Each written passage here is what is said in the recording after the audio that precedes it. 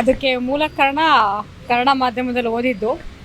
ಅದು ಮೂಲ ಕಾರಣ ಅಂದರೆ ನಾವು ಕನ್ನಡ ಕೆಲಸಕ್ಕೆ ತೊಡಗಿಸ್ಕೊಡೋದಕ್ಕೆ ಅಲ್ಲಿಂದ ಬಂದು ಬೆಂಗಳೂರಿಗೆ ಬಂದಾಗ ಕೆಲಸಕ್ಕೆ ಅಂತ ಅದು ನನ್ನನ್ನು ಪ್ರೇರೇಪಣೆ ಮಾಡಿದ್ದೆ. ನನ್ನ ಅಂದರೆ ಇಲ್ಲಿ ಅಂದರೆ ಕಾಸ್ಮೋಪಾಲಿಟಿಸನ್ ಸಿಟಿ ಥರ ಆಗೋಕ್ಕೆ ಹೊರಟಿದ್ದು ಬೆಂಗಳೂರು ನೋಡಿಬಿಟ್ಟು ಎಲ್ಲಿ ಕನ್ನಡ ಮಾಯವಾಗ್ತಿದೆಯಲ್ಲ ಅಂತ ಅನ್ನಿಸೋಕ್ಕೆ ಸ್ಟಾರ್ಟ್ ಆಯಿತು. ಸೊ ಆವಾಗಿಂದ ಇದಕ್ಕೆ ಏನಾದ್ರು ಮಾಡಬೇಕಲ್ಲ, ಅಂದರೆ ಎಲ್ಲ ಕಡೆ ಕನ್ನಡ ಕಾಣುವಂತಾಗಬೇಕು, ಕನ್ನಡ ಕೇಳುವಂತಾಗಬೇಕು ಅಂತ ಒಂದು ಪ್ರೇರೇಪಣೆಯಿಂದ ಕನ್ನಡ ಕೆಲಸಗಳು ಸ್ಟಾರ್ಟ್ ಮಾಡ್ಕೊಂಡಿದ್ದು. ಅದು ಎಲ್ಲರಿಗೂ ಏನು ತಪ್ಪು ಕಲ್ಪನೆ ಆಗಿದೆ ಅಂತಂದರೆ, ಭಾರತ ಅಂದ ತಕ್ಷಣ ಹಿಂದಿ ಅಂತ ಅಂದ್ಕೊಂಡ್ಬಿಟ್ಟಿದ್ದಾರೆ. ಅಂದರೆ ಸಂವಿಧಾನದಲ್ಲಿ ಅಂಗೀಕೃತವಾಗಿರ್ತಕ್ಕಂಥ 22 ಭಾಷೆಗಳು ಸಮಾನವಾದ ಭಾಷೆಗಳೇ. ಯಾವುದೂ ಭಾರತಕ್ಕೆ ರಾಷ್ಟ್ರ ಭಾಷೆ ಅನ್ನೋದಿಲ್ಲ. ಅಂದರೆ ಅವರು ಕೇಂದ್ರಾಡಳಿತ ಭಾಷೆಯಾಗಿ ಹಿಂದಿ ಮತ್ತು ಇಂಗ್ಲೀಷ್ನ ಆಯ್ಕೆ ಮಾಡ್ಕೊಂಡಿದ್ದಾರೆ ಹೊರತು ಅವರು ಆಡಳಿತ ನಡೆಸೋದಕ್ಕೆ ಸೆಂಟ್ರಲ್ ಗೌರ್ಮೆಂಟ್ನವರು. ಬಟ್ ನಮ್ಮ ರಾಜ್ಯಗಳಿಗೆ ಅದು ಯಾವುದೇ ಒತ್ತಡ ಮತ್ತು ಹೇರಿಕೆ ಬರಬಾರ್ದು. ಯಾಕಂದರೆ ನಮ್ಮದೇ ಆದಂಥ ನಾವು ಭಾಷಾವಾರು ಆಧಾರದ ಮೇಲೆ ನಾವು ಒಕ್ಕೂಟ ವ್ಯವಸ್ಥೆನ ನಾವು ಒಪ್ಕೊಂಡಿರೋವಂಥದ್ದು. ಅಂದರೆ ಭಾರತ ದೇಶ ಅನ್ನೋದೇ ನಾವು ಆ್ಯಕ್ಚುಲಿ ತಪ್ಪು ಅನಿಸುತ್ತೆ. ಯಾಕಂದರೆ ಇದು ಒಕ್ಕೂಟ ಭಾರತ, ಇದು ಅಂದರೆ ದೇಶ ಅಂತ ಅನ್ನೋಕ್ಕಾಗಲ್ಲ. ಇದನ್ನು ಎಲ್ಲ ರಾಜ್ಯಗಳು ಸೇರಿ ಭಾರತ ಆಗಿರೋದು. ಅಂದರೆ ಎಲ್ಲ ಒಗ್ಗೂಡಿಕೊಂಡು ಎಲ್ಲರಿಗೂ ಅವರವ್ರದ್ದೇ ಆದಂಥ ಭಾಷೆಗಳಿದೆ, ಸಂಸ್ಕೃತಿ ಇದೆ. ಅವ್ರದ್ದೇ ಮೂಲ ಸಂಸ್ಕೃತಿ, ಮೂಲ ಜನಪದಗಳಿಂದನೇ ಎಲ್ಲ ರಾಜ್ಯಗಳು ಬಂದಿರೋದು. ಸೊ ಎಲ್ಲ ಥರ ಅದೇ ಥರ ಭಾಷಾ ಸಮಾನತೆ ಬೇಕು. ಸಂವಿಧಾನದಲ್ಲಿ 343 ಆರ್ಟಿಕಲಲ್ಲಿ ನಮ್ಮ ಕನ್ನಡನೂ ಒಂದು ಆಗಬೇಕು ಅಂತಂದರೆ ನಾವು ಅದಕ್ಕೆ ಹಿಂದಿ ರಾಷ್ಟ್ರ ಭಾಷೆ ಅಲ್ಲ ಅನ್ನೋದಕ್ಕೆ ಕಾರಣ ಆಯಿತು. ಅದನ್ನೇ ಇವಾಗ ಎಲ್ಲ ಹೋರಾಟಗಳಂದರೆ ಎಲ್ಲರೂ ಹೇಳ್ತಾ ಬರ್ತಿರೋದು. ಅಂದರೆ ಯಾಕೆ ಹೇರಿಕೆ ಮಾಡ್ತಿದ್ದಾರೆ ಅಂತ, ಇಲ್ಲಿ ಕೆಲಸಕ್ಕೆ ಅಂತ ಬಂದು ಇಲ್ಲಿ ಬದುಕು ಕಟ್ಕೊಳ್ಳೋಕ್ಕೆ ಅಂತ ಬಂದಮೇಲೆ ಇಲ್ಲಿಯ ಭಾಷೆಗೆ, ಇಲ್ಲಿಯ ಒಂದು ಜನರಿಗೆ ಒಂದು ಗೌರವ ಕೊಡಬೇಕು, ರೆಸ್ಪೆಕ್ಟ್ ಕೊಡಬೇಕು, ಕಲಿಬೇಕು, ವ್ಯಾವಹಾರಿಕವಾಗಿ ಅದನ್ನು ಭಾಷೆನ ಬಳಸ್ಕೋಬೇಕು. ಬಟ್ ಇಲ್ಲಿ ಬೇರೆ ಕಡೆಯಿಂದ ಬಂದ್ಬಿಟ್ಟು ಕನ್ನಡ ಬೇಡ ನಮಗೆ, ನೀವು ಹಿಂದಿನೇ ಮಾತಾಡಿ, ಹಿಂದಿ ರಾಷ್ಟ್ರ ಭಾಷೆ ಅಲ್ಲ ಅನ್ನೋದು, ಹಿಂದಿ ರಾಷ್ಟ್ರ ಭಾಷೆ ಅಂತ ಹೇಳೋದು ತುಂಬ ತಪ್ಪಾಗುತ್ತೆ. ಅದು ನಮ್ಮ ಅಂದರೆ ಈ ನಾವೇ ಆಗಲಿ ನಮ್ಮ ಮನೆ ಹಿರಿಯರು ಏನಾದ್ರು ಒಂದು ಬ್ಯಾಂಕಿಗೆ ಹೋದರೆ ಕನ್ನಡದಲ್ಲಿ ವ್ಯವಹಾರ ಮಾಡೋಕ್ಕಾಗಲ್ಲ, ಹಿಂದಿಲಿ ಮಾತಾಡಿ, ಇಂಗ್ಲೀಷ್ ಮಾತಾಡಿ ಅಂತಾರೆ. ಅದು ತುಂಬ ತಪ್ಪಾಗುತ್ತೆ. ಇಲ್ಲಿ ರೀಜ್ನಲ್ ಭಾಷೆಗಳಿಗೆ ರೆಸ್ಪೆಕ್ಟ್ ಕೊಡಬೇಕು ಮತ್ತು ಅವ್ರು ಕಲ್ತ್ಕೋಬೇಕು ಅನ್ನೋದೇ ಉದ್ದೇಶ. ಅದರಿಂದನೇ ಅದು ತಪ್ಪು ಅನಿಸುತ್ತೆ ಯಾರೆಲ್ಲ ಬಂದು ಹೇರಿಕೆ ಮಾಡೋದು. ಅವರು ಆ್ಯಕ್ಚುಲಿ ಇಲ್ಲಿಯ ಭಾಷೆಗೆ ಇಲ್ಲಿ ಜೀವನ ಕಟ್ಕೊಳಕ್ಕೆ ಬಂದಮೇಲೆ ಇಲ್ಲಿ ಭಾಷೆ ಕಲ್ತ್ಕೋಬೇಕು ಬಂದಮೇಲೆ. ಕನ್ನಡ ನೆಲ ಭಾಷೆ ಅಂತ ಬಂದರೆ, ನೆಲ ಜಲ ಭಾಷೆ ಅಂತ ಬಂದರೆ ನಾವೆಲ್ಲರೂ ಒಟ್ಟಾಗಿ ಕೆಲಸ ಮಾಡ್ತೀವಿ. ಅಂತಂದರೆ ನಮ್ಮ ಕನ್ನಡಿಗರು ಯಾರೇ ಆಗಿರ್ಬೋದು, ಸಂಘಟನೆಗಳಾಗಿರ್ಬೋದು, ಎಲ್ಲರೂ ಸೇರಿಕೊಂಡು ನಾವು ಕನ್ನಡಕ್ಕೋಸ್ಕರ ಒಟ್ಟಾಗಿ ಕೆಲಸ ಮಾಡ್ತೀವಿ. ನೀವು ಕೇಳಿದ್ರಿ ಭಾಷೆ ಅಂತ ಬಂದಾಗ ನಾವೆಲ್ಲ ಒಟ್ಟಾಗಿ ಕೆಲಸ ಮಾಡಬೇಕು, ಒಂದು ಉಳಿಯುತ್ತೆ. ನಾವೆಲ್ಲರೂ ಒಟ್ಟಾಗಿ ಕೆಲಸ ಮಾಡಿದ್ರೆ ಖಂಡಿತ, ಒಂದು ಕೈ ಹಾಕಿ ಕೆಲಸ ಮಾಡಿದ್ರೆ ಖಂಡಿತ ನಾವೆಲ್ಲ ಸರಿ ಮಾಡ್ಬೋದು. ನಾನು ನಮ್ಮ ಸಂಘಟನೆಗಳಾಗಿರ್ಬೋದು, ನಮ್ಮ ಕನ್ನಡಿಗರ ಆಗಿರ್ಬೋದು, ಕನ್ನಡತಿಯರಾಗಿರ್ಬೋದು, ನಮ್ಮ ಕರ್ನಾಟಕದಲ್ಲಿ ನನ್ನ ಪರ್ಸ್ನಲ್ಲಾಗಿ ನಾನು ಯಾವುದೇ ಒಂದು ಇದ್ರೂ ನಾನು ಏನಂತ ಕೇಳ್ಕೊತೀನಿ ಅಂದರೆ, ಕನ್ನಡ ಭಾಷೆ ಅಂತ ಬಂದಾಗ ದಯವಿಟ್ಟು ನಾವೆಲ್ಲರೂ ಒಟ್ಟಾಗಿ ಒಗ್ಗಟ್ಟಾಗಿ ಕೆಲಸ ಮಾಡಬೇಕು. ಆವಾಗಲೇ ನಾವು ಈ ಹಿಂದಿ ವಾಲಾಗಳು ಏನು ಹೊರ ರಾಜ್ಯದಿಂದ ಬಂದು ನಮ್ಮ ಮೇಲೆ ಹೇರಿಕೆಗಳನ್ನ ಹೇರ್ತಾರೆ, ನಾವು ಹಿಂದಿನಲ್ಲೇ ನೀವು ಮಾತಾಡಬೇಕು, ನಾವು ಕನ್ನಡದಲ್ಲಿ ಮಾತಾಡಲ್ಲ ಅಂತ ನೀವು ನೋಡ್ತಾ ಇರ್ಬೋದು. ಎಷ್ಟೋ ಸೋಷಿಯಲ್ ಮೀಡಿಯಾದಲ್ಲಿ ಇವಾಗ ಮೊನ್ನೆ ಸಹ ಒಂದು ಹೆಣ್ಮಗಳು ಎಷ್ಟು ನಮ್ಮ ಕನ್ನಡಿಗರ ಮೇಲೆ ಎಂತೆಂಥ ಕೆಟ್ಟ ಪದಗಳನ್ನ ಬಳಸಿ ಮಾತಾಡಿದ್ರು. ಅದಾದಮೇಲೆ ಕ್ಷಮೆ ಕೇಳ್ತಾರೆ. ಬಟ್ ಇದು ಪದೇ ಆಗಬಾರ್ದು. ನಾವೆಲ್ಲರೂ ನಾನು ಎಷ್ಟೋ ಕಡೆ ನಾನು ಗಮನಿಸಿದ್ದೀನಿ, ಹೋಟೆಲ್ಗಳು, ಮಾಲ್ಗಳು ಎಲ್ಲ ಕಡೆ ಸಹ ಇಲ್ಲಿ ಹಿಂದಿ ವಾಲಾಗಳೇ ಜಾಸ್ತಿ ಇರೋದು. ಕನ್ನಡಿಗರು ಕೇಳೋಕ್ಕೋದ್ರೆ ನಮಗೆ ಹಿಂದಿ ಬರುತ್ತೆ, ಕನ್ನಡ ಬರಲ್ಲ.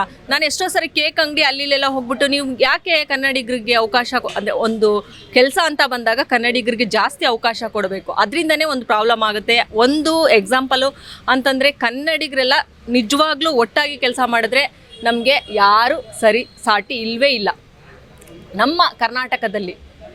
ಸರಿ, ಇದು ಬೆಳಗಾವಿನಲ್ಲಿ ನಿಜವಾಗ್ಲೂ ಅಲ್ಲಿ ಜನರನ್ನು, ನಮ್ಮ ಕನ್ನಡಿಗರು ಅಲ್ಲಿ ಯಾರಿದ್ದಾರೆ ಅವ್ರನ್ನ ಅವಾಗವಾಗ ನಿಜವಾಗ್ಲೂ ಈ ಶೋಷಣೆ ಅಂದರೆ ಅವ್ರಿಗೆ ಅವಾಗವಾಗ ನಿಜವಾಗ್ಲೂ ಅದು ತುಂಬಾ ಬೇಜಾರು ಸರ್. ಈ ಥರ ಒಂದು ವಿಷಯ ಕೇಳ್ತಾ ಇದ್ದರೆ ಯಾವಾಗ ನೋಡಿದ್ರು ನಾನು ಸೋಷಿಯಲ್ ಮೀಡಿಯಾದಲ್ಲಿ ನೋಡಬೇಕಾದ್ರೂ ಸಹ ನನಗೆ ಅನ್ನಿಸ್ತಿರುತ್ತೆ, ಯಾಕೆ ನಮ್ಮ ಬೆಳಗಾವಿ ಕನ್ನಡಿಗರ ಮೇಲೇ ಇವರು ಟಾರ್ಗೆಟ್ ಮಾಡ್ತಾರೆ, ದೌರ್ಜನ್ಯ ಮಾಡ್ತಾರೆ ಅನ್ನೋದು ನನಗೆ ಯಾವಾಗಲೂ ಇರುತ್ತೆ ಸರ್. ಇದು ಕರ್ನಾಟಕ ಮತ್ತು ಮಹಾರಾಷ್ಟ್ರ ನಡುವಿನ ಗಡಿವಾದ ಇಂದು ನಿನ್ನೆ ಇದಲ್ಲ. 1956ರಲ್ಲಿ ಭಾಷಾವಾರು ಪ್ರಾಂತ ರಚನೆ ಆದಮೇಲೆ ಬೆಳಗಾವಿ ಕರ್ನಾಟಕದ ಅವಿಭಾಜ್ಯ ಅಂಗ ಅಂಥೇಳಿ 1956ರಲ್ಲಿ ನ್ಯಾಯಮೂರ್ತಿ ಫಜಲ್ ಅಲಿ ಆಯೋಗ ಇರ್ಬೋದು, 1967ರಲ್ಲಿ ಮಹಾಜನ್ ಆಯೋಗ ಇರ್ಬೋದು ತೀರ್ಪು ಕೊಟ್ಟ ನಂತರವೂ ಸಹಿತ ಈ ವಿವಾದವನ್ನು ಜೀವಂತವಾಗಿಡುವಲ್ಲಿ ಮಹಾರಾಷ್ಟ್ರ ಹಾಗೂ ಮಹಾರಾಷ್ಟ್ರದ ಬೆಂಬಲಿತ ಸಂಘಟನೆಗಳು ಯಶಸ್ವಿ ಆಗ್ತವೆ. ಇದಕ್ಕೆ ಕಾರಣ ಬರೀ ಮಹಾರಾಷ್ಟ್ರ ಅಲ್ಲ, ಕರ್ನಾಟಕ ಸರ್ಕಾರ ಗಡಿಯಲ್ಲಿ ಕೈಗೊಳ್ಳಬೇಕಾದಂಥ ಅನೇಕ ಕ್ರಮಗಳನ್ನು ಕೈಗೊಳ್ಳಿಲ್ಲ ಅಂತೇಳಿ ಆ ಐತಿಹಾಸಿಕ ತಪ್ಪುಗಳಿಂದ ಇನ್ನೂವರೆಗೆ ಗಡಿ ವಿವಾದ ಜೀವಂತ ಇದೆ. ಯಾಕಂದರೆ 57ರಲ್ಲಿ ಮೊಟ್ಟ ಮೊದಲು ವಿಧಾನಸಭಾ ಚುನಾವಣೆ ನಡೆದಾಗ ಬೆಳಗಾವಿ, ಕಾರವಾರ, ಬೀದರು ಈ ಭಾಗದಿಂದ 7 ಜನ MASದವರು ಕರ್ನಾಟಕ ವಿಧಾನಸಭೆಗೆ ಆಯ್ಕೆ ಆಗ್ತಾಯಿದ್ರು. ಬರಬರ್ತಾ ಕನ್ನಡಿಗರ ಸಂಖ್ಯೆ ಹೆಚ್ಚನ್ನಬಹುದು ಅಥವಾ ಭಾಷಾ ರಾಜಕಾರಣದಲ್ಲಿ ಧ್ರುವೀಕರಣ ಇರ್ಬೋದು. ಆದಮೇಲೆ ಅವ್ರ ಸಂಖ್ಯೆ 99ರಲ್ಲಿ ಸಂಪೂರ್ಣವಾಗಿ ಅವರು ಸೋತು ಹೋದರು. 2013 ಎಲೆಕ್ಷನ್ದಲ್ಲಿ ಮತ್ತೆ ಇಬ್ಬರು ಬಂದರು, ಆಮೇಲೆ ಯಾರೂ ಬರಲಿಲ್ಲ. ಆದರೆ ಅಲ್ಲಿ ಬೆಳಗಾವಿ ಮೇಲಿನ ತನ್ನ ಹಕ್ಕನ್ನು ಮತ್ತಷ್ಟು ಗಟ್ಟಿಗೊಳಿಸುವಲ್ಲಿ ಕರ್ನಾಟಕ ಸರ್ಕಾರ ವಿಫಲ ಆಯಿತು. ಕೊನೆಗೆ 2006ರಲ್ಲಿ ಕುಮಾರಸ್ವಾಮಿ ಅವರು ಒಂದು ನಿರ್ಧಾರ ತೆಗೆದುಕೊಂಡರು. ಬೆಳಗಾವಿಯಲ್ಲಿ ಸುವರ್ಣಸೌಧ ಕಟ್ಟಲಿಕ್ಕೆ ಒಂದು ನಿರ್ಧಾರ ತೆಗೆದುಕೊಂಡ ಮೇಲೆ 500 ಕೋಟಿ ರೂಪಾಯಿ ಒಂದು ವೆಚ್ಚದಲ್ಲಿ ಅಲ್ಲಿ ಸುವರ್ಣಸೌಧ ಕಟ್ಟಿದ್ದಾರೆ. ಆ ಸುವರ್ಣಸೌಧ ಕಟ್ಟಿದ ಮೇಲೆ ಅದು 2ನೇ ರಾಜಧಾನಿಯ ಮಾಡಬೇಕಾಗಿತ್ತು. ಬೆಳಗೂರಿನಿಂದ ಅನೇಕ ಪ್ರಮುಖ ಕಚೇರಿಗಳನ್ನು ಅಲ್ಲಿ ಸ್ಥಳಾಂತರ ಮಾಡಿ ಅದು 2ನೇ ರಾಜಧಾನಿ ಅಂತ ಘೋಷಣೆ ಮಾಡಿದ್ರೆ ಅದು ಈ ಸಮಸ್ಯೆ ಅಷ್ಟೊಂದು ಕಾಡ್ತಿರಲಿಲ್ಲ.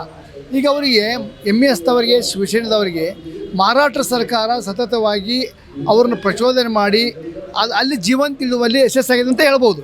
ಈಗ ಕೊನೆಗೆ ಅವ್ರು ಏನು ಮಾಡಿದರು, ಸುಪ್ರೀಂ ಕೋರ್ಟಿಗೆ ಹೋದರು 2004ರಲ್ಲಿ. ಬೆಳಗಾವಿ ಸಹಿತ ಕರ್ನಾಟಕದ 5 ಜಿಲ್ಲೆಗಳ 865 ಹಳ್ಳಿ ಪಟ್ಟಣಗಳು ಮಹಾರಾಷ್ಟ್ರಕ್ಕೆ ಸೇರಬೇಕಂತ ಸುಪ್ರೀಂ ಕೋರ್ಟ್ನಲ್ಲಿ ಕೇಸಿದೆ. 2004ಕ್ಕೆ ಹಾಕಿದ್ದಾರೆ. ಇನ್ನೂವರೆಗೆ ಅದು ಸುಪ್ರೀಂ ಕೋರ್ಟ್ ಮುಂದೆ ಬಾಕಿ ಇದೆ. ಅದನ್ನು ಹೇಗೆ ಎದುರಿಸಬೇಕು, ಏನು ಎದುರಿಸಬೇಕು ಅಂತ ಭಾಳ ನಾವು ಪ್ರಯತ್ನ ಮಾಡಿದಾಗ ಸನ್ಮಾನ್ಯ ಶ್ರೀ HK ಪಾಟೀಲರನ್ನ ಗಡಿ ಉಸ್ತುವಾರಿ ಸಚಿವರು ಅಂತೇಳಿ ನೇಮಕ ಮಾಡಿದ್ದಾರೆ. ಆದರೆ ಒಂದು ಮಾತ್ರ ಬರೀ ಗಡಿ ಉಸ್ತುವಾರಿ ಸಚಿವರಾಗಿ ನೇಮಕ ಮಾಡಿದ್ರಿಂದ ಸಮಸ್ಯೆ ಬಗೆಹರಿಯುವುದಿಲ್ಲ. ಬೆಳಗಾವಿಯನ್ನು 2ನೇ ರಾಜಧಾನಿಯಾಗಿ ಘೋಷಣೆ ಮಾಡಬೇಕು.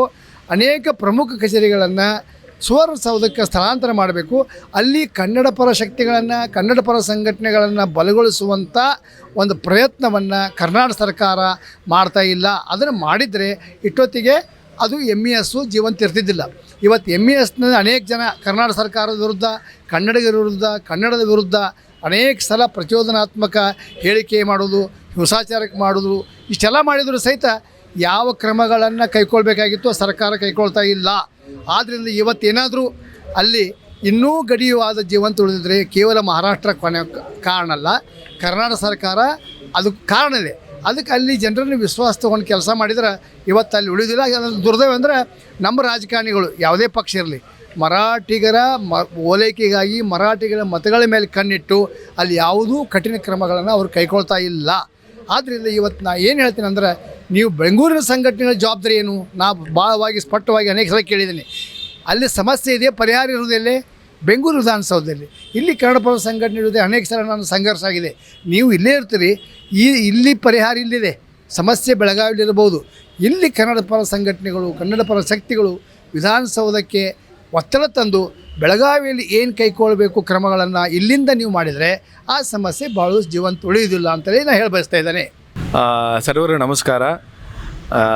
ಕನ್ನಡ ಕುಲಕೋಟಿಗೆ ಜ್ಞಾನಮಧುವಿಂದ ವಂದನೆಗಳು ಮತ್ತು ಕನ್ನಡ ಮೊದಲು ಬಳಗದಿಂದ ಕೂಡ. ಸ್ನೇಹಿತರೆ, ನೀವೆಲ್ಲ ನೋಡಿದ್ದೀರ, ಏಕೀಕರಣ ಚಳುವಳಿ ನಮಗೆ ಸುಮಾರು 150 ವರ್ಷಕ್ಕಿಂತ ಹೆಚ್ಚಾಗಿ ಇತಿಹಾಸ ಇದೆ. ಸೊ ನಮಗೆ ಸ್ವಾತಂತ್ರ್ಯ ಪೂರ್ವದಲ್ಲೇ ಕರ್ನಾಟಕ ಒಗ್ಗೂಡಿಸೋದಕ್ಕೋಸ್ಕರ ಏಕೀಕರಣ ಚಳುವಳಿನ ದೊಡ್ಡ ಮಟ್ಟದಲ್ಲಿ ಸಾಕಷ್ಟು ಹೋರಾಟಗಾರರು ಮಾಡಿ ಕೊನೆಗೆ ನಮಗೆ ಭಾಷಾವಾರು ಪ್ರಾಂತ್ಯಗಳಾದವಾಗ ನಮ್ಮ ಕರ್ನಾಟಕ ಏಕೀಕರಣ ಆಗಿ ಒಂದು ಕರ್ನಾಟಕ, ಕನ್ನಡಿಗರೆಲ್ಲ ಸೇರಿ ಆಯಿತು. ಇದು ನಮಗೆ ತುಂಬ ಖುಷಿಯಾಗಿರುವಂಥದ್ದು. ನಿಮಗೆಲ್ಲ ಗೊತ್ತು, ರಾಜ್ಯೋತ್ಸವ ನಾವು ಅದಕ್ಕೆ ಆಚರಣೆ ಮಾಡೋದು. ಸ್ನೇಹಿತರೆ, ಇದಕ್ಕಿಂತ ಮುಖ್ಯವಾಗಿರುವಂಥದ್ದು ಏನಂದರೆ, ಈಗ ಒಂದು 78 ವರ್ಷಗಳು ಸ್ವಾತಂತ್ರ್ಯ ನಂತರ ಏನಾಗಿದೆ ಅಂದರೆ, ನಮಗೆ ನಮ್ಮ ಕನ್ನಡಿಗರ ಈ ಗಡಿನಾಡು ಕನ್ನಡಿಗರು ಮತ್ತು ಹೊರನಾಡು ಕನ್ನಡಿಗರಿಗೆ ಸಾಕಷ್ಟು ಸಮಸ್ಯೆಗಳಿದ್ದಾವೆ. ಅದೆಲ್ಲ ತಮಗೂ ಗೊತ್ತು. ಸೊ ಹೊರನಾಡು ಕನ್ನಡಿಗರು ಎಲ್ಲೆಲ್ಲಿದ್ದಾರೋ ಅಲ್ಲೆಲ್ಲ ಸಾಂವಿಧಾನಿಕವಾಗಿ ಏನು ಭಾಷೆಗಳನ್ನು ಕಲಿಸ್ಬೇಕು ಶಾಲೆಗಳಲ್ಲಿ, ಅದನ್ನು ಸಾಂವಿಧಾನಿಕವಾಗಿ ಕೊಡ್ತಾ ಇಲ್ಲ, ಟೀಚರ್ಸ್ಗಳು ಕೊಡ್ತಾ ಇಲ್ಲ. ಮತ್ತು ದಬ್ಬಾಳಿಕೆಗಳು ನಡೀತಾ ಇದೆ ನಮ್ಮ ಕನ್ನಡಿಗರ ಮೇಲೆ. ಅಂದರೆ ಈ ಹಿಂದೆ ಮಹಾರಾಷ್ಟ್ರವನ್ನು ಕನ್ನಡಿಗರು ಸುಮಾರು 600ರಿಂದ 700 ವರ್ಷಗಳು ಆಳಿ ಸಾಕಿ ಅದರ ಒಂದು ಇವತ್ತಿನ ಎಲ್ಲ ಏನು ಇತಿಹಾಸದ ಕುರುಹುಗಳೆಲ್ಲ ಕನ್ನಡಿಗರೇ ಮಾಡಿರೋದು. ಸೊ ಅದೇ ರೀತಿ ನಮ್ಮ ಕೇರಳನಲ್ಲಿ ಏನಿದೆ ಕಾಸರಗೋಡು, ಅದು ಕೂಡ ನಮ್ಮ ನಾಯಕರು ಮತ್ತು ಟಿಪ್ಪು ಸುಲ್ತಾನ್ ಎಲ್ಲ ಕಟ್ಟಿ ಬೆಳೆಸಿ ಸಾಕಿರೋ ಅಂಥ ನಾಡು. ಅಲ್ಲಿ ವಲಸೆ ಹೆಚ್ಚಾಗಿ 200 ವರ್ಷದ ಹಿಂದೆ ಕನ್ನಡಿಗರು 30 ಲಕ್ಷ ಜನ ಇರೋರು ಈಗ ಬೇರೆ 95,000 ಜನ ಬಂದಿದ್ದಾರೆ. ಅದಕ್ಕೆ ಕಾರಣ ನಮ್ಮ ನಾಡನ್ನು ಇತರ ರಾಜ್ಯಕ್ಕೆ ಕೊಟ್ಟಿರುವಂಥದ್ದು.